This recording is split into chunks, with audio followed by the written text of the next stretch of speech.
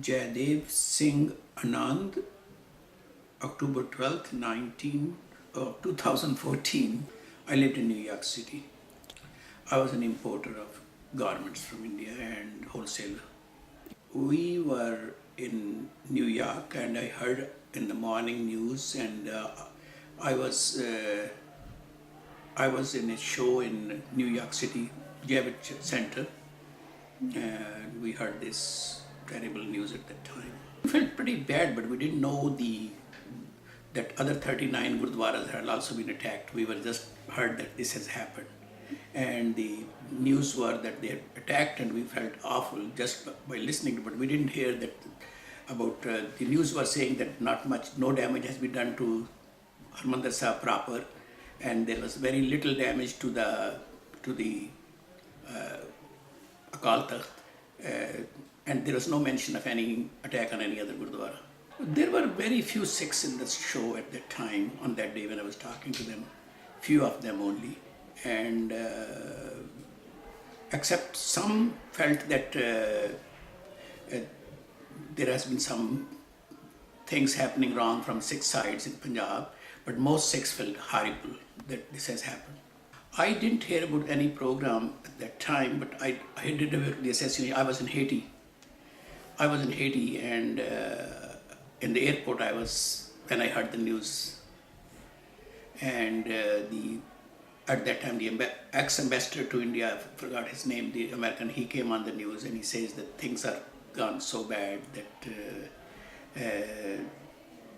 the Punjab might have to, we will be probably secede from India, but even then, it's a very important part and things can happen.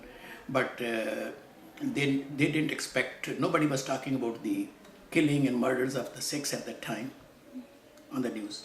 But they did show clearly that Byan Singh told everybody, all the commandos, that please don't say we have done our part, and his hands were up and they were saying, and both were arrested. That's what the final news came, and that was the end. Then we boarded the plane and I came to New York and heard next time what was happening.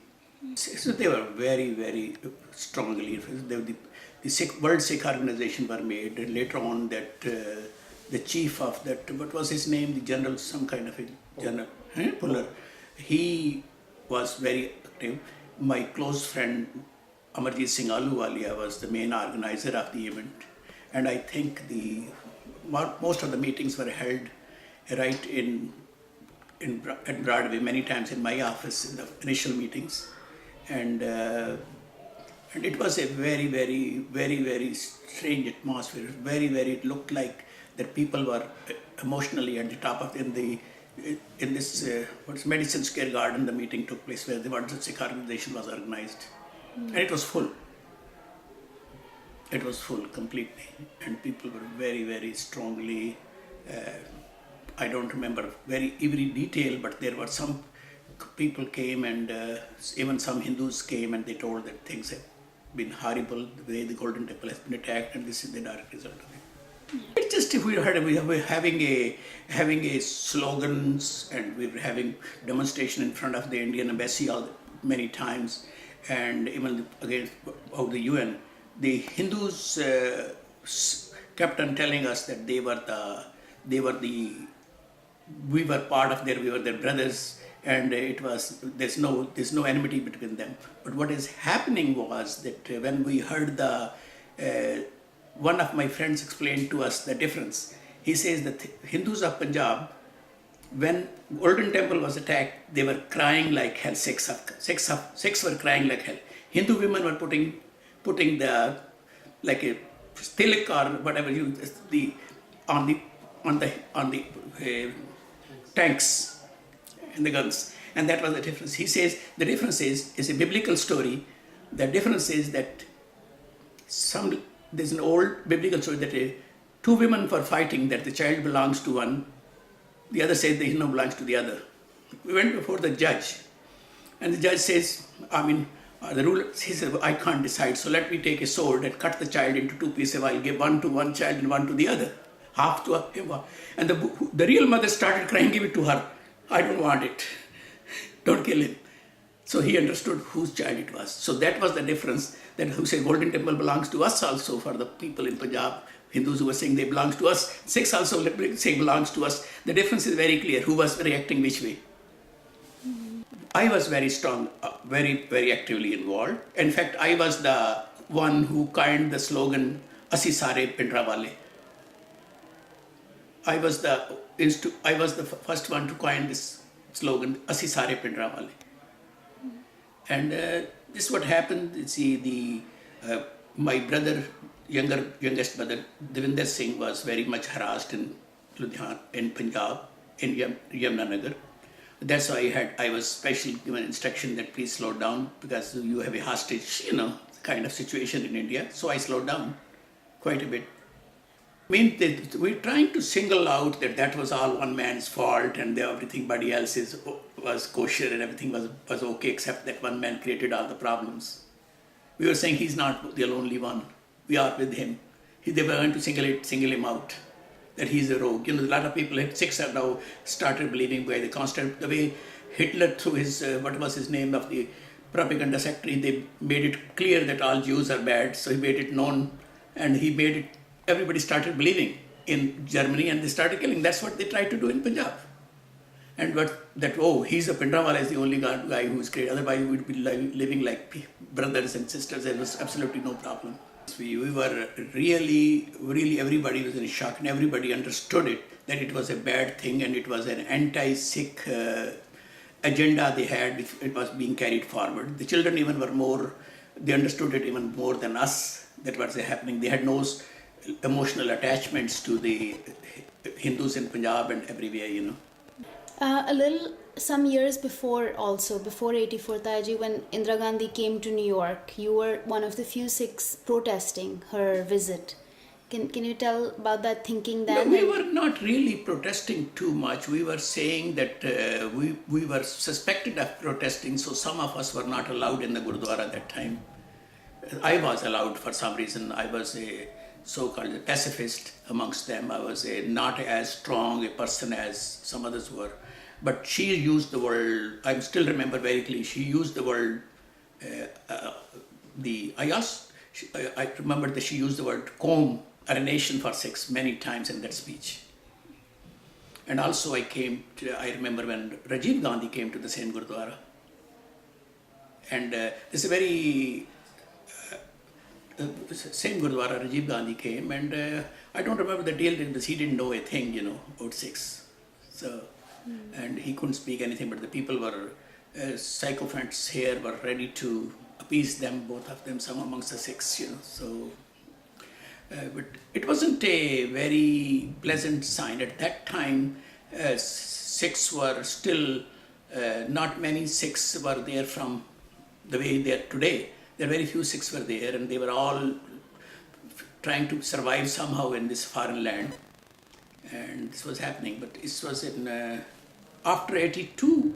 In 82, I remember that when I was in India, I read myself, Hindustan Times especially, letter to the editor. They were telling us to kill, Sikhs will learn, they will learn how to, we should teach them a lesson and let them know what was going to happen.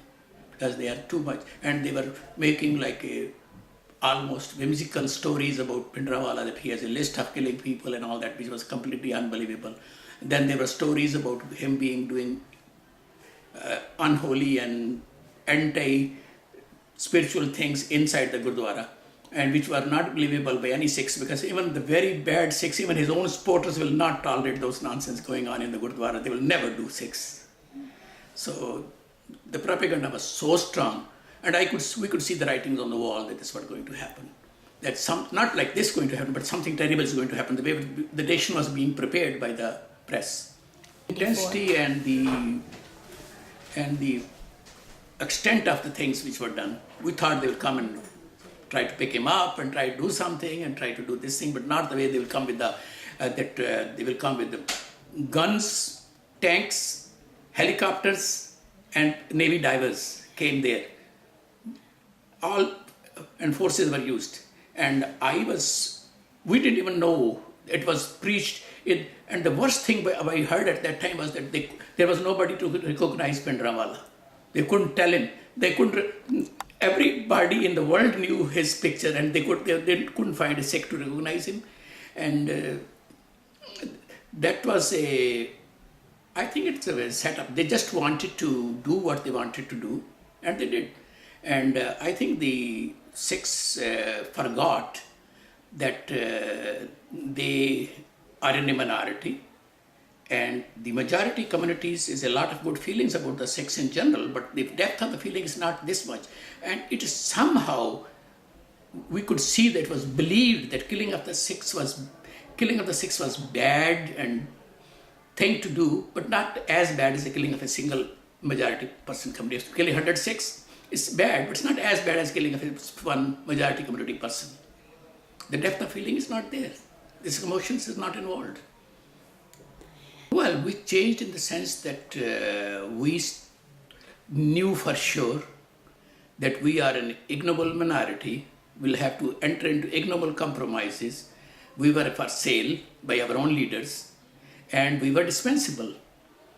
And there's no emotional attachment. We were of people of no land. We had not developed an emotional attachment for America yet, and our emotional attachment to India was breaking down. And we didn't know what to do. We were people of no land. And right now, we feel that the manipulation is going on some Sikh youth, and Sikh people are being so manipulated especially by Sikh leaders, who ask them Sikhs to do some kind of sacrifices, to die down. Even the mothers are not even allowed to cry. They say he died for a cause. He died for his sacrifice. It's not really a sacrifice. It's a murder by manipulation. It's a horrible things happen. Our life has been changed completely in the sense that if the history was not any solution, we would have been completely mentally paralyzed. What we learned was that things were approximate of the same situation which happened after first Ghalugara and second Ghalugara. The way Sikhs were told to either live in the jungles or live ignominiously like slaves, and that's what happened. And Sikhs were made to believe that they are seconds. I clearly remember watching on TV in 84 June, Indira Gandhi coming on the TV and says the backbone of the enemies of the nations have been broken, and that's and 3-4 days later she realized that it's not that so. And I was surprised. Whenever the urban Sikhs used to say before 84 June to a rural Sikh that these Hindus are doing like this, they are planning like this, they will be doing this, they are so much they will laugh at us. They'll say, how can these guys do anything to us? They won't believe us. They say, "Ek crowd ਐਵੇਂ ਹੀ ਡਰੀ ਜਾਂਦੇ ਨੇ." And when 84 happened, things changed completely. I saw an interview on the TV. He said, ਅਗਰ ਸਾਡੇ ਘਰ ਤਬਾਹ ਕਰ ਦਿੰਦੇ ਤੇ ਕੋਈ ਗੱਲ ਨਹੀਂ ਸੀ, ਇਹਨੇ ਗੁਰੂ ਦੇ ਘਰ ਤੇ ਅਟੈਕ ਕੀਤਾ. Things changed. Of course, struggle happened, whether it was not supported by all Sikhs, at least officially, and people had their interest all over. And right now, we are in a state of mind, a very badly defeated community, and we are behaving the same way as any other defeated community will behave, trying to rationalize to make us believe that no, everything is okay, they are our friends and all that. They can afford to be. They are so much power that whatever they can do, they can, just like I don't know whether it's related or not, just like America can bomb any day, anybody, anywhere they want, and then still claim they are humanists. And if somebody else kills one person in a savage way, that's the way it is. I don't think the Sikhs have yet been able to find what is their position in India. The Sikhs have to either forget or delete from their memory Sikh history then alone they can live like at peace. May not be honorably, but at least in peace. Otherwise it's impossible. The way but it is accepted that killing of Sikhs is not a very bad thing to do. It's bad, but not that bad that it should be condemned completely. It can happen. They are our only hope. They are good or bad. The new generations which came after us, they are the only hope. And the only message is, we will feel that we will die in peace if they come up, they start feeling proud about their community again, proud about their tradition again, feel proud about their community again, even if they are defeated at present. I will officially have advised a lot of Sikhs who have cut their hair, those people who have appeased the government, who has started appeasing the rulers, that start behaving the way 95, 90%, 80 or 199% Sikhs had cut their hair after Galugharas. They lived in the villages, they lived in the cities like nobody, and they were ready to help the Sikhs in the jungles anytime they could, and they prayed for them. That's the business model I will advocate for the new generation. Even if you are not able to do yourself, face the truth, you are not able to do what is need of the hour is, but at least you should try to emotionally sympathize with them, try to help those. They were feeling so proud that some of them have been able to run to the jungles and keep their hair and keep their shape and keep and everything. And the same way, all those people who cut their hair and who have gone away, or because of financial interests and business interests, they have tried to appease the government, they should behave the same way. 47, I don't remember what happened before that. On 47, when the partition took place, there was practically peace in our town, in Arakwala. There was no killing involved too much. But we decided to come back to India on foot on 26th of August. We started from there, 11 days after the official partition day. My eldest brother, he carried me all the time on the bicycle with no air in the tires. By hand, he was pulling me down because I was too young to. And we had villagers all around, so we were pretty safe. We were attacked many times by the Muslims, criminals from every side, but we had enough guns to oppose them, so nobody could enter the coffin. We walked 120 miles on foot. Beji was pregnant, and my youngest brother was born. I was there. It was raining heavily. We called a midwife, and he was born there. And we were separated from our father. And before that, before he was born in September 15th. Before that, we were in Fazilka. My eldest, I clearly remember the families. The eldest son, Darji's, my father's eldest brother, Sardar Mohan Singh Shahji, he was saying, "I won't move till my brother come." My father was left behind. And he said it looks humorous now, it's very strongly he said, that I can have sons again, but I can't have a brother again. I'm not going. And finally we found him. And we stayed on camps, we stayed here, and we ultimately came to Yamunanagar, Jagadri. We stayed in Jagadri for a while. Most of the Hindus were very nice to us. They liked us. They treated us very well.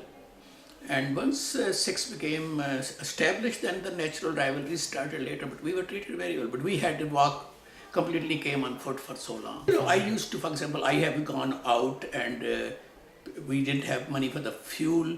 I used to go outside with my eldest brother. We used to pick up the dried cow dung from the jungle, bring it home, cut some wood illegally, bring it home, and use it. I don't know how, other the finances. This is the only part I remember. I was only 8 or 9 years old. But I remember picking up dyed cow dung and bring it home. We did sell some things. I used to sell as a 9-year-old. We used to buy some pens in wholesale and try to sell some candy and all that we did. But I don't remember too much. I was taken care of by the brothers and the parents. I was too young to be on. I was the youngest one. Younger than me, that was only a few months old. So Devinder was only a few months old. He just went and did a job with some people and then he went to Andamans and Nicobars and Philippines few times as a representative of somebody for selling cows and buffaloes outside the country. They were selling it, he was just a representative, representing them. Okay. And then he worked in a rice mill for a while. And he has been very, very active. And then he became sick for a year. He had kidney problem for a year. It wasn't being solved.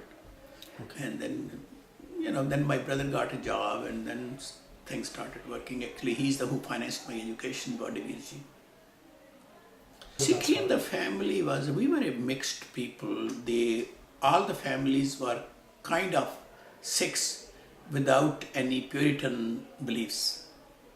They believed in Gurbani. They believed Gurbani is the only way to be saved. They had actually everybody went to Gurdwara. All the Hindus, our relatives are mostly Hindus. And they all believed in Gurbani. But they all had very, very strong attachment to the Hindu philosophy also. They believed in a lot of stories. For example, this very like a humorous fact, not like a made-up story. That was Ram Deis was a lady's name. She was a Hindu lady. I was reading Guru Granth Sahib all the time, and there was another Mati. There's another lady, Mati. She was also very much interested in Guru Granth Sahib. She was reading, and one day they were reading, and the Japji Sahib and says Gurmukh Nadin, Gurmukh Vedin came. You know what they said? Nikke Dalala Nadi, Nikke Dalala Vedin. I won't take the name of the husband. That was so much attached, so much mixed up. It was very hard to say that whether we were Hindus or we were Sikhs at that time. Mm-hmm. And it was we are today, we can say, I think it would have been a wrong thing, the way I have seen the transition taking place. Sikhi has been harmed by two factors. Number one is the radicalism of some of the Sikhs who say that we have nothing to do with the Indian background. We came as if the flying saucer dropped them here. The other is the Hindus of Punjab who wanted to have a parallel equal organization. They started having that about Ram, they have this big bhajan and all that, and about Devi. Those things started just so that they have something tangible to show. Otherwise, they were not believing in any of those things. Now all the Durga Puja is 90% of them are Punjabi Hindus. I think nobody else cares about her that much. They started believing in, they are having a parallel organization, Jagratas and Devis, and they're making them believe that Devi is as important. Guru Gobind Singh believed in Devi. He used to worship her and all that. They're preaching. No, what changed in our family? In our family, it's not changed too much. The only thing is changed. The Virji, Vade Virji, my eldest brother, he was the only devout Sikh in the family, not my parents. Mm-hmm. And he's the one who went away from home, that he stayed with Dadiji, that he wants to become a Sikh, and that's how the rest of the family became Sikhs. Okay. And one of my mother said that at least leave my son for me. Don't make him a Sikh. So Vasudev made a Mona Sikh. But he's probably the strongest amongst us today.